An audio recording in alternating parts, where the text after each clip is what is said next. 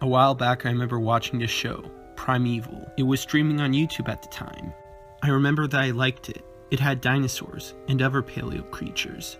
Also, Tim Haynes, the creator of Walking with Dinosaurs, was a producer, giving some legitimacy to these admittedly exaggerated paleo animals. Now, I've recently rewatched it, seasons 1 through 5, and wow, it's kinda bad. A lot to unpack.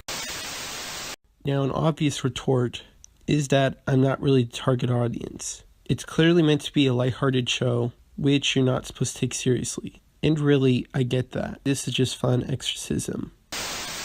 And a good place to start is the premise. Now, what sells the show is the animals from the past and future. Now, as far as how they get into this modern time, wormholes appearing at random.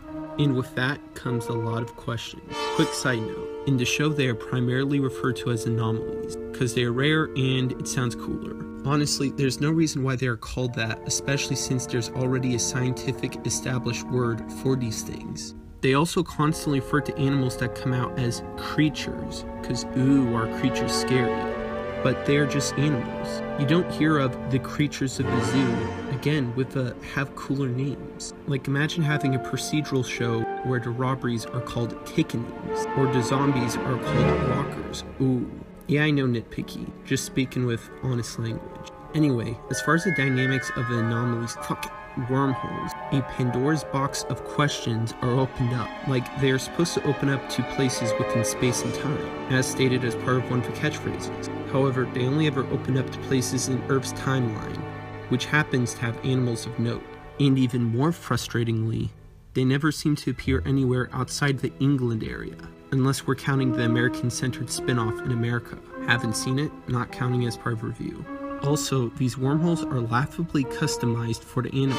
Big for big, small for small, sky for sky, and water for water. Like, it could have honestly been funny to have wormholes which open up to an incompatible environment, or one where it's a big creature and a little wormhole. I'm imagining something where they'd end up getting repelled like a magnet when too big. There was the point where the raptor got sliced up when it was halfway through. Also, bigger question. Forget the animals that come out. Shouldn't a bigger concern being the theoretical that follows these wormholes?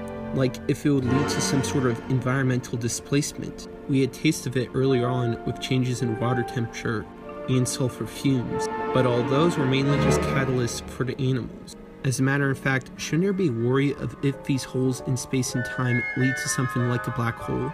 All these are questions I have about the wormholes. And what's even more worrying than that is why none of the characters in the show seem to be asking these kinds of questions. They're all basic questions relating to the simple nature of wormholes, and you'd imagine, knowing the possibility of threat, they'd come up. Now, obviously due to the dynamics of the wormholes, they are always going to be asking questions of us, but there is ways to minimize it, like establishing a reason to why it opens so specifically, like gravity concentrations or something. We could have the team be experienced, used to these and all. Wormholes. They could easily ditch the whole time traveling idea and have the animals grow from a lab, like dino chickens. However, with the team they have set up, they don't end up alleviating the issue with wormholes. Rather, they just end up causing more questions. Next is the breakdown of the characters. Obviously, the animals are the selling point, I'll get to them, but better to start with the people due to having a greater through line throughout the series.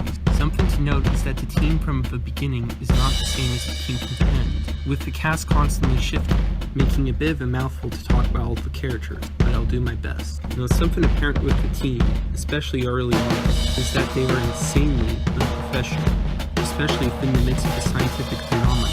What we have: a professor, his lab technician, a nerd student, and a zookeeper, with later on having some museum person and a police officer, with the occasional military person to accompany. Wow. Now there could be an excuse for someone like Nick, due to his ties with his time-traveling wife, having value as a consultant. But none of these people should be anywhere on the field with such dangerous animals. Now some of it could be brushed off as just Lester's oversight of the team, just deciding he likes these amateurs or something. That's kind of what I assumed initially, but there isn't a point where it seems to be explicitly implied. And upper ranks seem to be aware of this anyway, so it's hard to discern why there's so much oversight. And later on in the series, around season 4 and 5, it eventually ends up in different hands, and they'd have a more professional mindset going forth. even declining Abby and Connor after they got back. Don't tell me you agreed to this. It was mine. However, they eventually get reaccepted due to Abby being able to take care of the animals within the enclosures, and Connor being pretty wormhole experienced at this point. A good reason. But what do you know? They're both back on the field with everyone else. Now, outside the relevance these characters should have in this environment, here's some thoughts on the actual merit of some of them. Nick Cutcher. He was the affirmative leader early on. Something evident about him is being stubborn, having rigid certainty at times to an irrational degree. Now, this kind of character could work really well with the right context. For example, there's an incident where Nick wanted to stay back into Permian for a vague notion of finding his wife.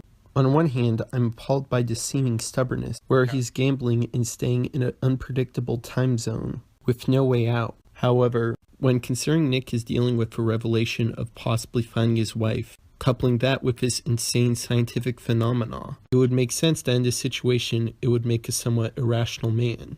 Now, with that said, Nick's stubbornness doesn't always pay off. There's a similar scenario later on in the series, staying behind in the Cretaceous in a vague hope to change time. I'll get to that later. Also, when it comes to the theories of wormholes, where they come off as very non-scientific. Some which get forgotten early on, like a theory with fault lines, and another where it predicts anomaly patterns through mythical sightings. Like Chimera, Pegasus, The Yeti, the Hydra, Kraken. Captain Bladder! Well, this turns out to be true, but there is no indication of whatever mythical conjuring is somehow based off a real creature or just based off imagination. Just that Nick somehow knows. Segueing from the MacGuffin-ness of Nick, there is Helen, the lost time-traveling wife. Earlier on, there are brief glimpses of her, indicating that at this point she now has some control.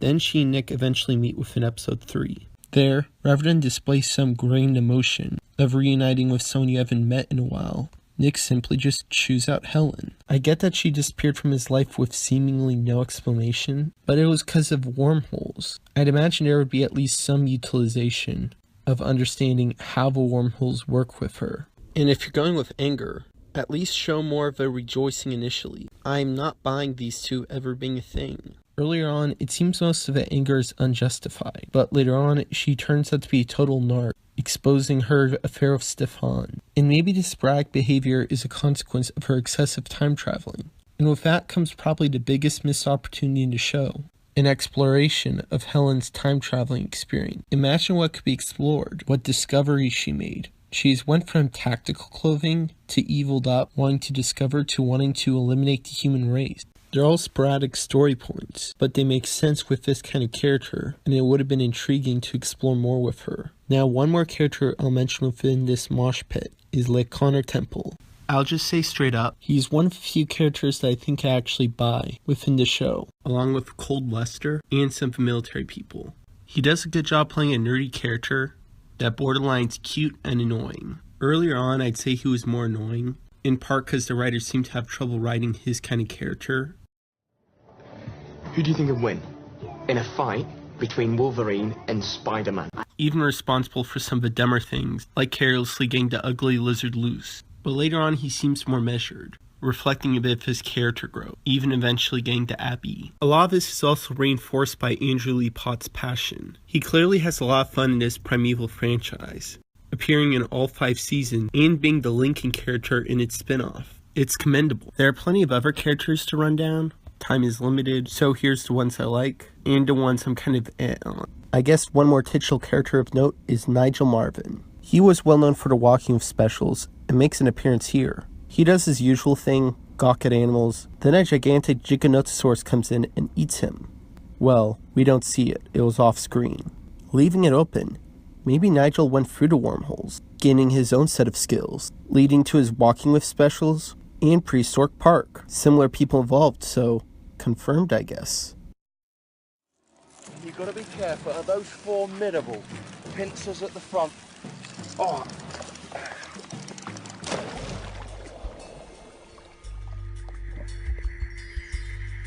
The scorpion gave me a graphic demonstration of just how formidable its claws are. Ah!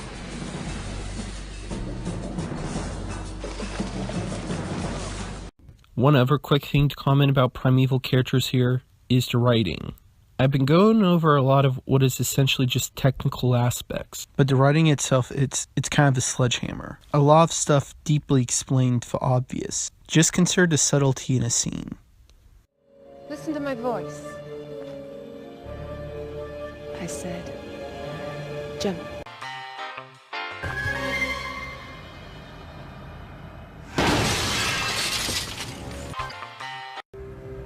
That means nothing to you, does it?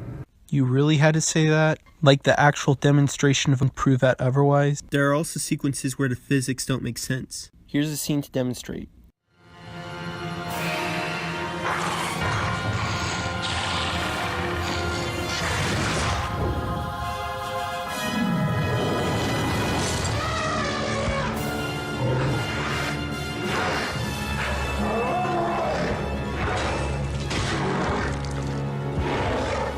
Alright, so outside of Lester not initially reacting, I guess because he's challenging and being badass.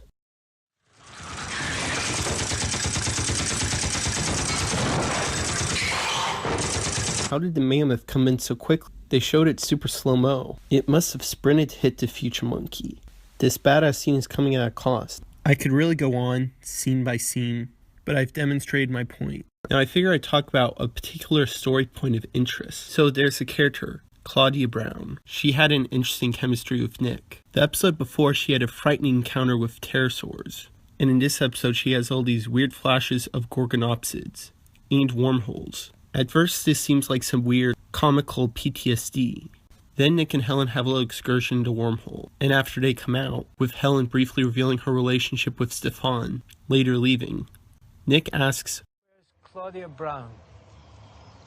I don't know anyone of that name. Something's gone wrong. Something's happened. Something's changed. We've done something. Something that we've done has changed the past, and she's not here anymore. Oh my God. So the show immediately deals with bizarre time-changing stuff, where apparently leaving some baby future monkeys into Permian somehow altered the timeline, where Claudia Brown no longer exists, now replaced with Jenny Lewis, and the former amateurish facility is now a more professional arc. Now regardless of this detail from the past 200 million plus years ago somehow affects the present, there can be big explored with how theirs change. So the analysis. First, the arc change. Obviously it's meant to give a little more legitimacy to the team, but the team still is amateurs, ones that, from what we could tell, don't really have any altered origins with exception of Claudia. And their amateurness still shows, as within the first episode, Connor ends up accidentally shooting Abby, and there's a point where they grab the pole sticks to fight off the Deinonychus. Yeah, they still suck. Like, how did they even get involved in a government facility like this? It's clear the technologized change is meant to legitimize the team, but still keeping the nature of the characters because don't want to change too much, I guess. Then there's the shift to Claudia, which is clearly meant to screw with Nick, and does so indeed, though this Jenny's now a more whiny character.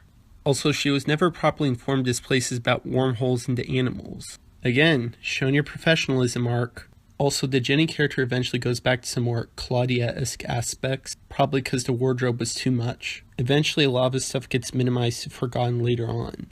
Also, it's fair to note that these are the only two changes within this time shift. As stated, the rest of the characters are still the same, and admittedly, while this time warp was frustrating, it did show potential.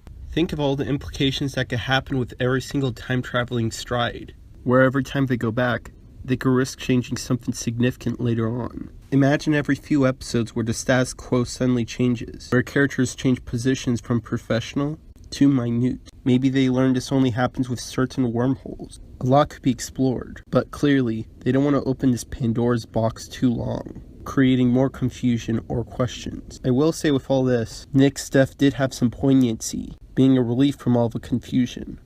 Tell Claudia Brown.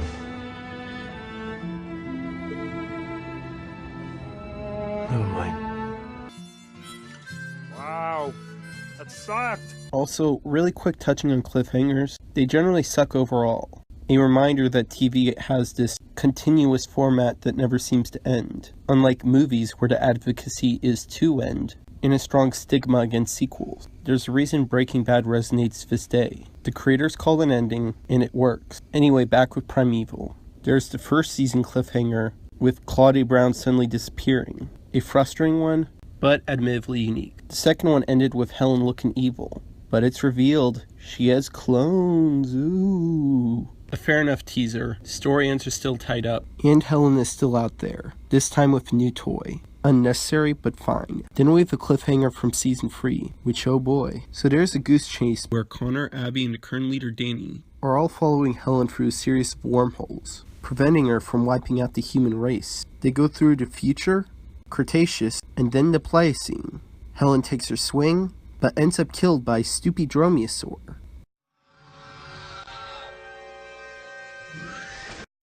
The humans are saved, and the Helen story is finally resolved.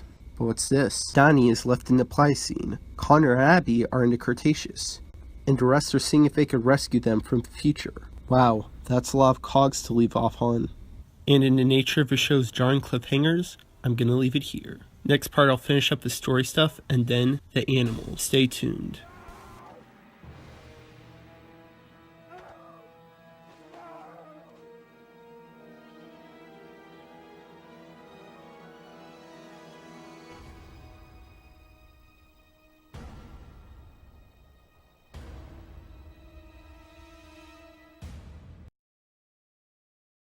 And then it gets cancelled. Actually, the series did get cancelled around this time. And boy, this is an awful place to leave off on. And you know, this is why I keep saying cliffhangers suck. Also, personal anecdote, I actually remember getting into the series right after the season. But it's okay, because I then learned the show's been renewed with 2 new seasons coming out, relatively back to back. Hi, guys. Andrew Lee Potts here. I just want to say thank you so much for your awesome enthusiasm for the show. Without you, we wouldn't be back. So we're totally excited about the new season. And hopefully you're going to love it. Get ready for the wildest ride yet. Never change, Lee Potts. Now, despite the show's revival with 13 new episodes, it suffered from the hiatus being cancelled. And unlike other shows that have been able to come back from cancellation as if nothing has happened, a lot has changed. Sarah didn't come back due to family obligations, so they decided she died off screen. Also, Danny couldn't return as a regular, so he had his guest episode and then left. To be fair, characters not returning to the show due to actors is not that rare. You think Nick was axed off a show because it was a creative decision? Actors ditching this show at a fascinating rate. There's also the aesthetic changes, with the arc now being more close quarters, darker and cheap. The animals in general look and act different due to shifts in animation companies. Anyway, getting to the cliffhanger. For season 4, there's a teaser not to trust Philip and Connor getting into his car. Basic T stuff as usual. The next series comes out soon anyway. Then there's the final episode of the final season. They stop the super wormhole. Everyone on the team has somebody, except for Lester. Connor proposes to Abby, and they happily do their usual animal stopping thing. All's well. Then what's this? Matt, the future character who was here to stop the impending doom, suddenly sees a conspicuous visitor delivering a warning.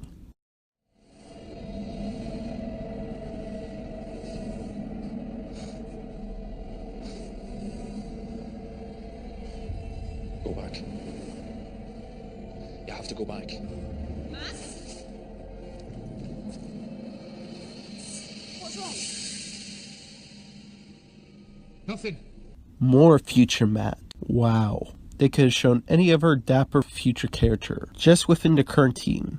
Imagine seeing Helen, or Nick, or if they needed an actor that was available, and not to be confused with other teammates. Well, you did have Jenny return. Imagine if you had that actor coming in at the end, saying some stuff like, save your timeline, don't end up like me. It'll end up making even less sense than the current, but it would have at least been more interesting. But none of that matters, because the show is finally cancelled. Honestly, good. This is a good place to end. Everything is resolved, people are happy, and it ends in a pointless cliffhanger we could all ignore. The way I see it, we could just accept the show's ended, and assume the characters are living happily ever after fighting animals. Or if you want a cynic's ending, then the doomed future Matt warned against comes to fruition. Maybe through a hypothetical I suggested earlier, like a vacuum caused by a wormhole to space, or everyone gets cancer. Now of course there was the final strike with the attempt of a spin-off. Got no intent in seeing it. The only connection for OJ original I know is Connor makes an appearance. Something I will say is that in traditional Primeval fashion, it ends in a cliffhanger, where after killing off an Albertosaurus, wormholes start closing. Uh-oh, something's wrong. Anyway, I've prolonged long enough. This is what you're here for, what I want to talk about. It's Los Animals. Now, something I mentioned earlier is that one of the creators was involved with Walking With series, and while it's hard to know how much of an influence he had on this show, due to having more on-set people, it is clear to say he at least had influence on the animals. A sizable proportion of them in Primeval are indicative of the ones portrayed in the Walking With series, some of them adopting some of the specific traits within Walking With, like the cutesy Diactodon and the behemoth Liplorodon. The first season even made a point of not showing any dinosaurs minus the avians, reflecting the ambition of a former show. Granted, the prehistoric animals aren't just a Walking With tribute, as there are different aesthetic choices in terms of which animals are utilized more. For example, there are a predominance of dromaeosaurs within Primeval, whereas they have a relatively smaller presence within the Walking Withs. There is also the general accuracy within the two. Admittedly, the Walking With series isn't known for its stark accuracy. Primeval, however, does away with all that, being excessively exaggerated. Now, I'll admit, I'm generally not a stickler for accuracy if it's coming from a totally fictionalized product. Part of the premise is people meeting these dinosaurs IRL. In a way, part of the point of the show is that we are mainly just seeing these animals that we only know of through fossilized remains. There was a joke where Helen Cutter was talking about Utah raptors in the Jurassic. That could have been seen as a blatant inaccuracy. But I honestly saw it as a bit of a quip as what you guys don't know. For all we know, maybe there is a Utah raptor in the Jurassic. We just haven't found the bones yet. In all honesty, I'm fine with Primeval being loose. To be frank, a smaller inaccuracy from Walking With bugs me way more, just because that series is presented like a documentary, and they are kinda meant to know better. With all that said, an issue that I do have with Primeval's exaggerations, with past and present animals, is when they're exaggerated a certain way. With all the portrayals, it's always make the animals look bigger, fiercer, specifically scarier. Again, tying into the we need to make them cooler factor. I recall the Smilodon episode, where it didn't even come in a wormhole. It just grew up from when it was a cup. It's like any other case when someone raises a big cat, yet this guy's treated as bigger, nastier. Also, in what world would you need to fight a big cat with a crane? There's also the collection of animals at the end of season 2, containing the most ravenous animals that aren't even any bigger than a hippo. Oh, and part of the setup is that they were going to be used like weapons. Helen talked about somehow using the animals to change the timeline, but nothing's really specified. I could just tell they really wanted an excuse to use them animals. And on the subject of the people interacting with the animals, well, there's just the overall believability. Most of these animals look fake, in part due to TV CGI, though they eventually do get a little better later on. Anyway, the moments when they are least believable is when they're interacting with real life things, specifically humans. Two different planes, one of real, one that isn't. A smidge of a disconnect. Funny enough, when the animals are at their best, it's easily when they're clashing with each other. A prime example is the Gorgonopsid Future Monkey clash, where they engage in a high-speed smackdown. It's easy to believe in both hitting each other, because they are both computer-generated graphic, and the impact between them is damn believable. This is easily the best scene within the entire show. It makes me want more.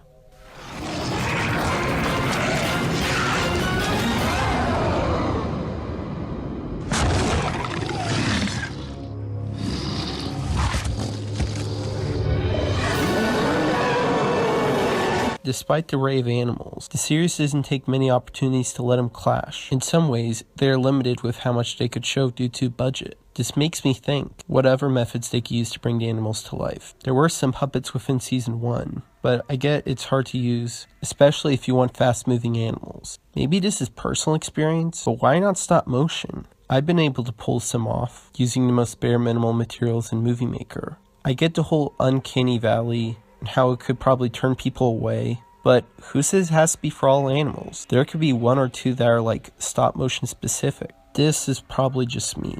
Now getting to be animal specific. First, let's talk about that ugly lizard thing. Rex. Immediate ding, he does not act like a lizard at all.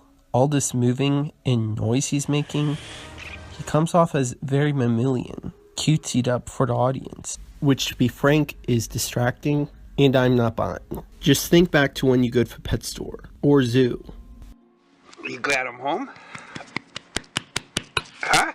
Are you glad I'm home? Huh? Are ya? Are ya? Later on in the series, when they introduce another little critter from the Permian, they also display some of the similar mammalian-esque traits, and it works due to having more mammalian features, which blend better with the characteristics. Nothing much else to say. Sometimes Rex is taken hostage for some reason. Kinda feel bad, I guess. Moving on. There's the OJ original creatures in the series, being the future monkeys, a prominent animal featured within the show. They establish it to be some distant relative of Bat, as a sort of cool reveal of this insane monster being of such a minuscule animal, and tying into the whole echolocation factor, though there are moments when it's inconsistent with its use. Also, the design's interesting, utilizing a monkey-like aesthetic in the eyeless face, though the faceless face is basically from Alien. I will say that as far as conceptions for future animals go, it didn't have much relation to a bat other than its vague echolocation. I don't know, would have been cool to design an animal based on how more of its traits could carry over, rather than make it cooler. Also, I swear, there's a point where they say this thing is like as smart as a human. It has human levels of intelligence and an almost supernatural ability to stalk its prey. I mean, Primeval. If you want to make your ultimate super monkey, at least be honest and consistent about it, for the love of. My biggest complaint is how much they fall back on it. There's so many other animals to explore. I guess because they think, oh man, look how cool and original it is. I know, they want to make this the ultimate predator. Then there be the raptors, who are also damn prevalent, and have an interesting feather-like design. My main complaint is simply how stupidly they get killed, often just jumping to their own deaths. Come on, no one wants to die. At this point, I've covered a lot of my points. Also, as far as the show ever coming back from cancellation, the main series got closure, and I'd say put it to rest. Still, I'd say there is definitely room for another kind of time-traveling series. While the show is quite faulty, it did get me to do a lot of thinking of how I could tell an insanely dynamic time-traveling story, or possibly series. I'll think of adding it for personal pitches, to explore new animals, both past and present. Who knows?